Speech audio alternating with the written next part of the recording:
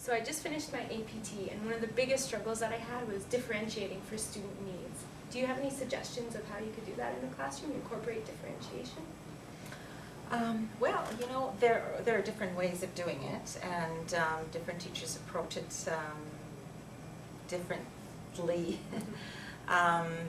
In the past, I always thought that the ideal situation would have to have a teacher assistant and put a student at a separate desk and have them go over the material slowly with somebody else, or I would think that grouping students by the level of their competency was the best thing to do.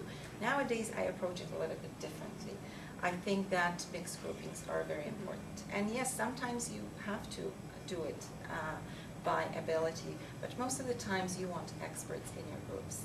So that is one thing. Another, with differentiation, I would always look at Gardner's multiple intelligences. So this is very important. Lots of visuals are very important in the classroom, and I believe that students will differentiate themselves. So the more you have in the classroom on your walls, the more print, not only visual pictures but also print, the more students will use it as some kind of help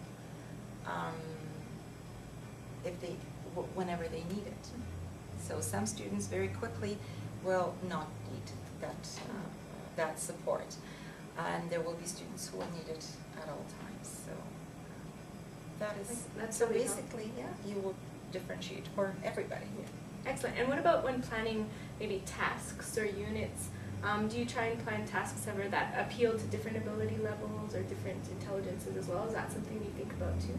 Yes, absolutely. You definitely have to. You have learners who are kinesthetic learners, like physical movement. So you have to think about all those things. Some of them like reading. Some of them are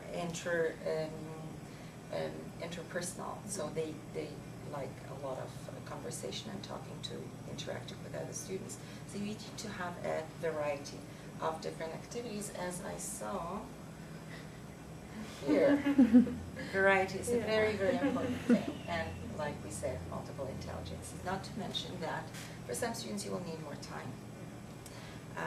Overall, I think the most important thing in the second language classroom, that no matter what you do, at what time, students need to